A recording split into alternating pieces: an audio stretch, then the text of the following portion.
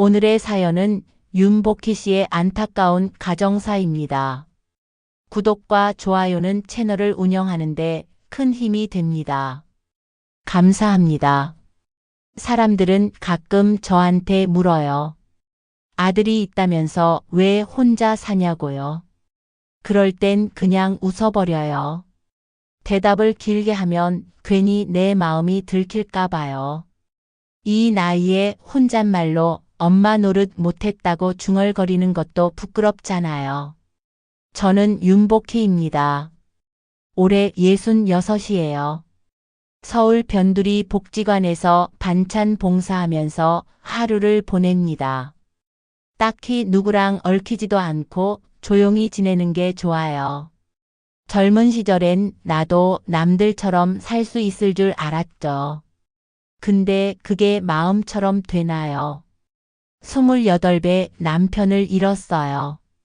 갑작스러운 사고였고 혼자 된 뒤에는 정신없이 살았지요. 문제는 어린 아들 민수였어요. 겨우 7살이던 그 애를 어떻게 키워야 하나 막막했죠. 처음엔 데리고 있으려고 했어요. 밤마다 아빠 찾는 애를 보면서 마음이 찢어졌지만 그 시절엔 젊은 여자 혼자 아이 데리고 직장 다닌다는 게 불가능했어요. 그래서 어머님, 그러니까 민수의 할머니께 아이를 맡겼죠. 민수가 싫다고 울부짖던 그 밤을 저는 아직도 잊지 못해요. 그 뒤로 몇 번인가 민수를 데리고 오려 했지만 이미 할머니 손에 익은 아이는 저를 보면 낯을 가렸어요. 그 모습에 상처받은 저는 결국 미국행을 선택했어요. 시집을 다시 간 거죠. 좋은 사람 만나서 딸 둘 낳고 살았고요. 민수와는 연락이 끊기다시피 했어요. 명절이나 생일쯤 메시지 하나 보내는 정도였지요. 그 애도 저도 너무 멀어져 버렸어요. 그런데 엊그제 민수에게서 전화가 왔어요. 너무 오랜만이라 이름을 뜨는 화면을 보고 한참을 망설였죠. 받았더니 다짜고짜 이러더라고요. 엄마, 저 결혼해요. 목소리가 많이 달라졌더군요. 낮고 묵직한 게 어른이 다 됐어요. 제가 뭐라고 했는지 아세요? 아, 그래, 축하한다. 이 한마디밖에 못했어요. 그 뒤에 무슨 말을 더 붙여야 할지 몰라서. 그래, 이제라도 연락 준 것만으로도 감사하지. 저는 그렇게 스스로를 다독였어요. 민수가 보자고 하더라고요. 예비신부도 인사시켜주겠대요. 가슴이 콩닥콩닥 뛰더군요. 잘 지냈는지 얼굴은 어떤지 그리고 저를 엄마라고 불러줄지 기대하지 않으려고 했지만 마음은 자꾸 그렇게 움직였어요. 저는 결혼식이란 단어보다 엄마라는 호칭에 더 목이 메더라고요. 한 번도 당당하게 불려본 적 없는 그 이름이 이제 와서 나한테도 허락될 수 있을까 그런 생각이 들었어요. 약속 장소는 을지로의 조용한 카페였습니다. 민수가 잡았다더군요. 저는 아침 일찍 머리를 말끔히 말리고 옷도 단정하게 입었어요. 그래봐야 평소에 입는 블라우스와 스커트였지만 어떻게든 엄마처럼 보이고 싶었어요. 도착해보니 민수는 벌써 와 있었고 옆에 여자가 앉아 있었어요. 긴 생머리에 또렷한 이목구비, 얼굴에 약간의 경계심이 흐르고 있었지요. 민수가 일어나 인사를 했고 저는 조금 어색하게 손을 내밀었어요. 처음 뵙겠네요. 복희예요. 그 여자는 조심스레 고개를 숙였어요. 아, 네. 저는 이소연이에요. 카페에 앉아 세 사람이 마주 보는데 민수가 나름 분위기를 띄우려고 농담도 하고 이야기꽃을 피우려 애를 쓰더군요. 하지만 소연 씨는 말수가 적었고 눈빛은 어디까지나 조심스러웠어요. 그러다 민수가 자리를 비운 사이 저는 조심스레 물었죠. 혹시 결혼 준비는 잘 되고 있어요? 그녀는 고개를 끄덕이며 대답했어요. 네, 뭐 큰 문제 없이요. 말끝이 매끄럽지 않았어요. 그리고 잠시 정적. 저는 침을 꿀꺽 삼키고 말을 꺼냈어요. 제가 뭐라도 도울 게 있으면 말해요. 엄마로서. 그때 그녀가 아주 조용히 말했어요. 어머님은 미국에서 따님들이랑 지내셨다면서요. 그 말에 제 가슴 한가운데로 냉기가 훅 들어왔어요. 어떻게 받아쳐야 할지 몰라 입을 다물고 말았죠. 소연 씨는 이어서 말했어요. 민수는 어릴 때부터 외할머니 손에 자랐대요. 아버님 돌아가시고 초등학교 들어가자마자 그때부터요. 목소리는 예에 있었지만 단어 하나하나가 날 선 유리 조각처럼 느껴졌어요. 그런데 이제 와서 엄마 노릇 하시는 게 좀 낯설긴 하네요. 저는 아무 말도 하지 못했어요. 분명히 공격하려는 말투는 아니었는데 그녀의 말엔 진심이 있었어요. 그리고 그 진심은 내가 감당하지 못할 크기의 벽이었죠. 민수가 돌아왔고 저는 아무 일 없었던 척 미소 지었어요. 화장실 좀 다녀올게요. 거울 앞에 서서 제 얼굴을 봤는데 볼에 화장이 조금 번져 있었어요. 손으로 승 문질렀지만 그게 무슨 의미가 있었을까요? 속은 이미 다 젖어 있었는데요. 어머님, 혹시 결혼식 날 옷은 어떻게 하실 생각이세요? 소연 씨의 메시지는 어느 날 갑자기 도착했어요. 단순한 질문처럼 보였지만 저는 느낌이 좋지 않았어요. 왜 하필 옷이었을까요? 순간 머릿속을 스쳐간 단어는 혼주석이었어요. 예전엔 그런 자리에 앉을 생각조차 못했어요. 하지만 민수가 먼저 말했었죠. 엄마, 혼주석엔 꼭 앉아주세요. 아버지는 안 계시니까 엄마라도 그 자리에 있어야죠. 그 말에 얼마나 울컥했는지 몰라요. 내가 이 아이에게 그래도 엄마구나 싶었거든요. 그 한마디에 미국 생활 접고 들어온 지난 시간이 덜 억울했어요. 하지만 소연 씨의 그 질문이 그런 제 마음을 송두리째 흔들어 놨어요. 그래서 제가 조심스레 물었어요. 혹시 내가 혼주석에 앉는 게 불편한 거니? 그러자 그녀가 꺼낸 말은 이랬어요. 솔직히 말씀드릴게요. 저희 부모님도 그 자리에 오시잖아요. 근데 민수는 어릴 때부터 할머니 손에 자랐고, 어머님은 미국에서 다른 가정 꾸리시고 솔직히 민수 인생에선 거의 남이셨어요. 저는 그 순간 너무 놀랐어요. 그녀가 그렇게까지 직설적으로 말하리라곤 생각 못했거든요. 그러니까 어머님께서 식장에는 오시되 혼주석엔 민수 씨 고모님이 대신 앉는 게 좋지 않을까 해서요. 말끝이 흐려졌지만 내용은 분명했어요. 당신은 그 자리에 앉을 자격이 없다는 뜻이었어요. 전화를 끊고 한참을 멍하니 앉아 있었어요. 창밖에 햇살이 반짝이는데 내 안엔 서늘한 그림자만 가득했어요. 그래요. 내가 그 아이를 키운 것도 아니고 졸업식 한 번 참석한 적도 없고 감기 한 번 챙겨준 기억도 없어요. 그런데 이제 와서 혼주석에 앉겠다고 나선다는 게 참 뻔뻔한 짓일 수도 있겠네요. 그런데도 서운한 마음은 어쩔 수 없었어요. 내가 앉고 싶은 자리가 아니라 처음으로 엄마 자격이 주어지는 순간이었거든요. 그걸 누군가 가로막았을 때 저는 다시 한번 내가 엄마였나 되묻게 됐어요. 민수에게선 별다른 연락이 없었어요. 아마도 소연 씨와 상의했겠지요. 그리고 나름의 결론을 내렸을 거예요. 그게 나를 위한 배려였는지 그녀를 위한 포기였는지 모르겠지만요. 그날 밤 거실에 혼자 앉아 오래된 앨범을 꺼냈어요. 민수를 품에 안고 찍은 유일한 사진 한 장이 있거든요. 흑백에 가까운 색감, 제 얼굴도 젊고 수척했죠. 그 아이는 내 품에 안겨 울고 있었고요. 그 순간 그 사진이 말해줬어요. 적어도 그때만은 너는 분명히 엄마였다고. 미국에서의 삶은 조용했어요. 워싱턴 외곽, 나지막한 언덕배기 주택가에서 남편과 두 딸 그렇게 넷이서 지냈죠.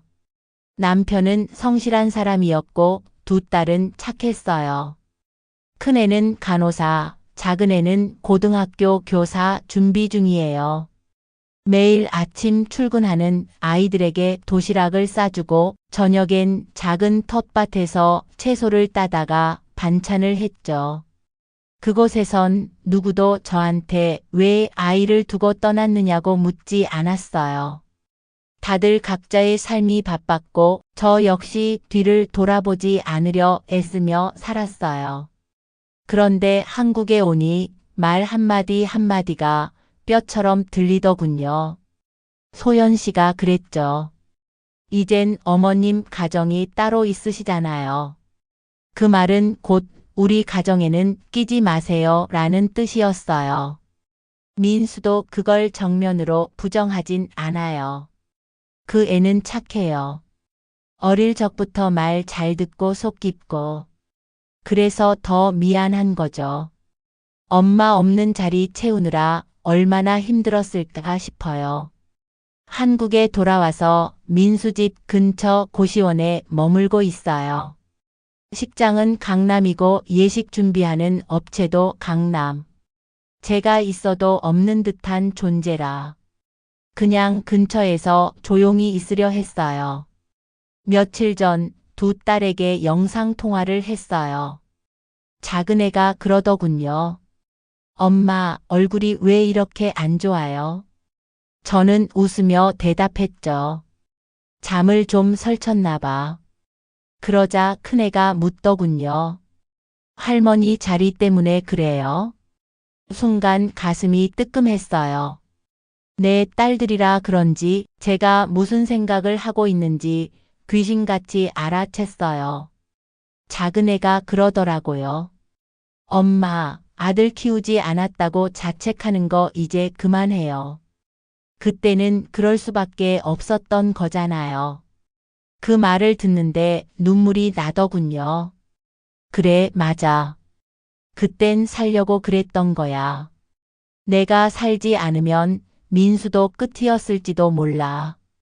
그렇게 위로받는 듯 했지만 그 말이 가슴속에서 자꾸만 부딪혔어요. 그땐 그럴 수밖에 없었다. 그 말이 진짜 위로가 되는 걸까? 민수에겐 그 어쩔 수 없었던 시간이 고스란히 엄마 없는 세월이었을 텐데. 며칠 전에는 민수랑 마주쳤어요.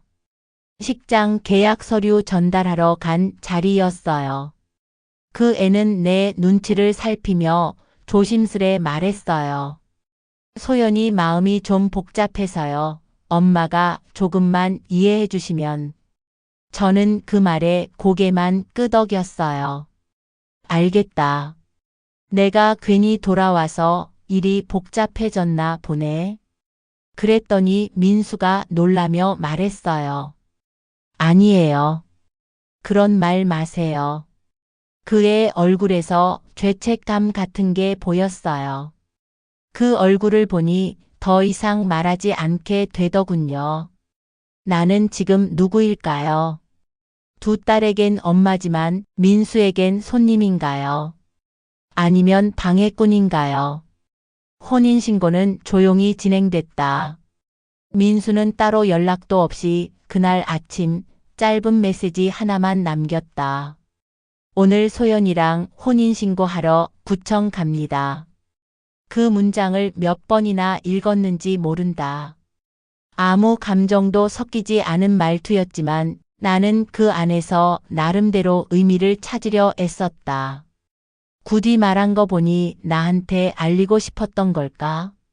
아니면 그냥 통보였던 걸까? 그날 하루 종일 가슴이 뻐근했다. 구청 근처에 있는 벤치에 앉아 멀찍이 떨어진 그들의 뒷모습을 몰래 바라봤다. 소연은 환하게 웃고 있었고 민수는 고개를 끄덕이며 서류를 넘기고 있었다. 그 옆에 나는 없었다. 물론 있어야 할 자리도 아니었겠지만 그래도 마음이 쓰라렸다. 집으로 돌아오는 길 휴대전화가 진동했다. 민수였다. 엄마, 오늘 정신없이 바빠서 연락 못 드렸어요. 혼인신고 잘 마쳤고 소연이 요즘 스트레스가 많아서 좀 예민해요. 괜히 엄마까지 불편하게 해드리는 것 같아서 죄송해요. 몇 번을 읽고 또 읽다가 결국 아무 답도 보내지 못했다. 무슨 말을 붙여야 할지 몰랐다. 괜찮다고 하면 내 마음을 속이는 것 같고 서운하다고 하면 아이를 더 힘들게 할 것 같았다. 그냥 가만히 화면을 닫았다.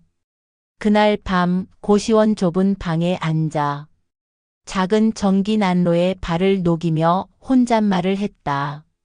나는 누구의 엄마일까? 딸아이들이 보내준 카톡 메시지들이 줄줄이 도착해 있었지만 그것들도 괜히 미안해서 읽지 않았다. 다정한 말들에 괜히 더 서러워질까봐. 예전엔 이런 생각까지는 안 했던 것 같다. 그저 민수가 잘 지냈으면 좋겠다고만 생각했지 내가 엄마 자격을 따질 수 있는 사람이라곤 생각 못했으니까. 그런데 이상하게 이제 와서 그런 생각이 드는 게 참 야속하다. 늦은 밤 송거울을 들여다봤다.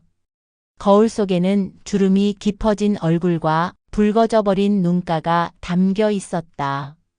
젊은 시절 민수를 안고 울던 내 얼굴이 아니라 이제는 아무것도 해줄 수 없는 그저 관객이 된 사람의 얼굴이었다.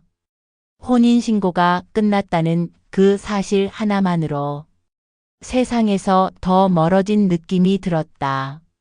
이제는 진짜로 민수의 인생에서 나는 끝인가 싶었다. 그날도 복지관에 나갔어요. 밥 배식하는 날이었고 손이 모자라서 부르면 웬만하면 거절하지 않죠.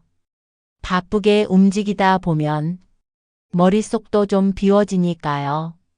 점심시간이 끝나고 함께 봉사하는 박 여사님이 조용히 다가와 말을 건넸어요. 윤 여사님, 그 며느리 쪽이 어머님 혼주석에 반대한다는 얘기 들었어요. 민수 씨가 여기저기랑 얘기하면서 속이 많이 상한가 보더라고요. 그 말이 떨어지자마자 가슴이 쿵 내려앉았어요. 이런 얘기가 복지관까지 돌 정도면 그 애가 얼마나 속이 상했을까 싶었죠. 다른 분들이 수군대기 시작했어요. 아들이 있는데 왜 할머니가 키웠대? 자기 애도 제대로 못 키운 사람이 무슨 엄마래. 그 말들이 제 등에 꽂히는 칼처럼 느껴졌어요.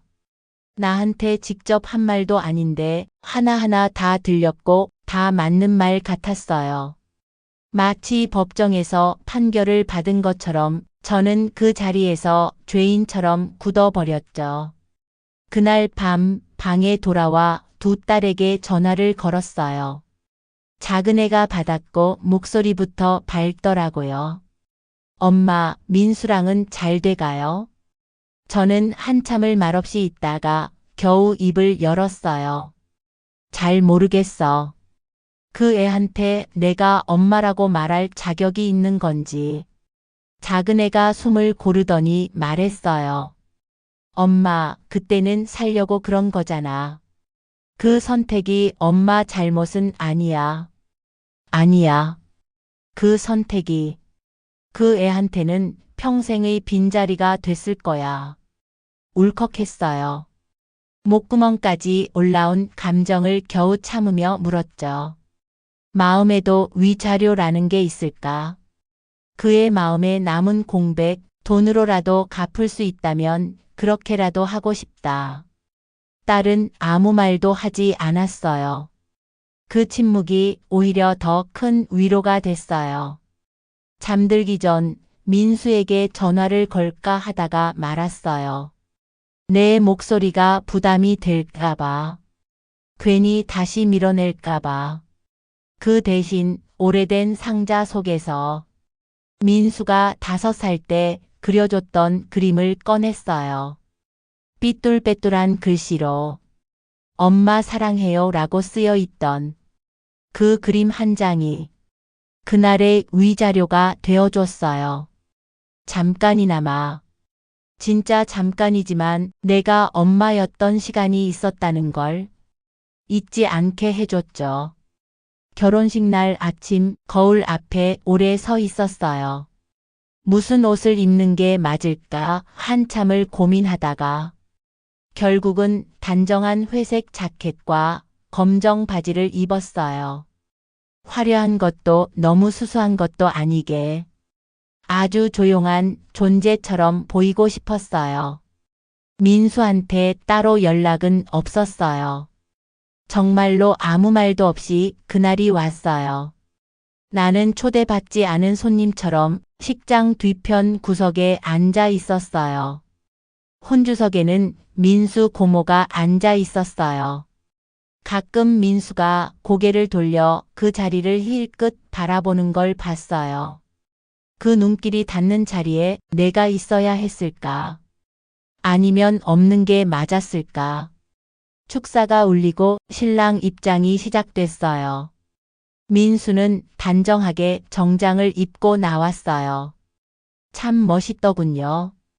그 모습에 가슴이 뭉클했어요.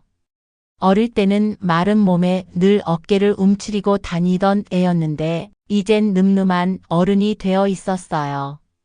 결혼식이 진행되는 동안 나는 한 발짝도 안으로 들어가지 않았어요. 그저 문 옆에 조용히 서 있었어요. 그때 누군가 제 옆에 다가왔어요. 민수의 대학 동기라는 젊은 남자였어요. 민수랑 자주 연락하며 지낸다며 제게 고개를 숙였죠. 그러더니 갑자기 말했어요. 민수가요.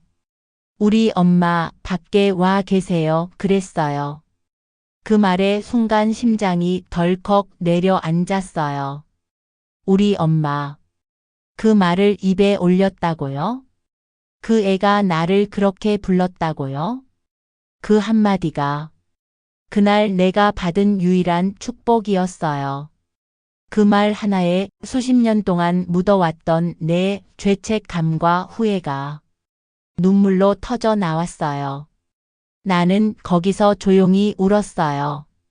축가가 끝나고 박수가 터져 나오고 사진을 찍고 꽃을 던지고 모든 것이 끝날 때까지 나는 거기서 그대로 있었어요. 아무도 나를 부르지 않았고 나는 누구에게도 다가가지 않았어요. 그런데 이상하게도 그날처럼 엄마였던 적이 없었어요. 우리 엄마.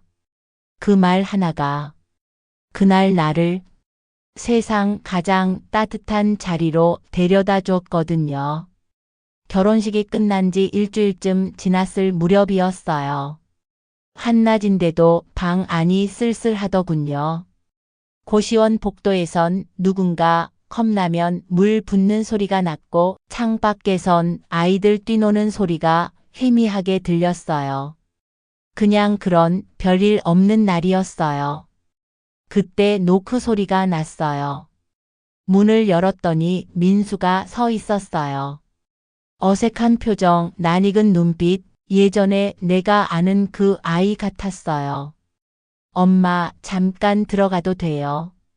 그 말을 듣고도 나는 얼떨떨했어요. 엄마라고 했거든요. 분명히 또렷하게. 나는 고개만 끄덕였고 민수는 조심스럽게 안으로 들어왔어요. 작은 쇼핑백 하나를 내밀더군요. 소연이랑 같이 골랐어요. 그냥 결혼식 때 못 드린 거 지금이라도 드리고 싶어서요. 쇼핑백 안에는 연한 베이지색 스카프와 작은 액자 하나가 들어 있었어요. 그 액자를 꺼내보니 내가 민수를 안고 있는 사진이 들어 있었어요. 흑백에 가까운 색감, 내 품에 안긴 민수는 고개를 들고 날 올려다보고 있었죠. 눈가는 살짝 젖어 있었고 나는 엷게 웃고 있었어요. 이 사진 할머니 앨범에서 찾았어요. 민수는 말했어요. 기억 안 나죠? 저도 몰랐어요. 근데 이 사진 보고 그냥 좀 생각이 많아졌어요. 나는 아무 말도 하지 못했어요. 사진을 가만히 바라보다 손끝으로 유리틀을 문질렀어요. 눈물이 다시 맺히는 걸 느꼈지만 그 순간만큼은 참아야겠다고 생각했어요. 민수는 조용히 말을 이었어요. 어릴 땐 기억이 잘 없었어요. 그냥 할머니랑만 지낸 줄 알았는데 엄마 품에 안겨 있었던 시간이 있었다는 게 뭔가 좀 마음을 흔들더라고요. 나는 그 말을 듣고서야 조심스레 물었어요. 소연이는 괜찮대니? 민수는 잠깐 뜸을 들이다 말했어요. 응. 시간이 좀 걸릴 거예요. 근데 저희 둘 다 엄마랑 다시 시작해보고 싶어요. 그 말에 나는 고개를 숙였어요. 고맙다는 말도 미안하다는 말도 그 순간에는 다 어울리지 않게 느껴졌어요. 그냥 엄마라는 단어 하나면 충분했어요. 민수가 나가고 나서 나는 그 액자를 책상 위에 조심스레 올려두었어요. 그리고 천천히 스카프를 목에 둘렀어요. 따뜻했어요. 그 아이의 손길처럼. 아마 앞으로도 갈 길은 멀겠지요. 과거는 쉽게 지워지지 않을 테니까요. 그래도 이제 나는 누군가의 엄마로 다시 시작할 수 있게 되었어요. 지금은 그걸로 충분해요. 오늘의 사연이 끝났습니다. 여러분들은 어떤 감정이 드시나요? 사연 주신 윤복희 씨를 위해서 댓글에 마음을 남겨주세요. 구독과 좋아요는 채널을 운영하는 데 큰 힘이 됩니다. 감사합니다.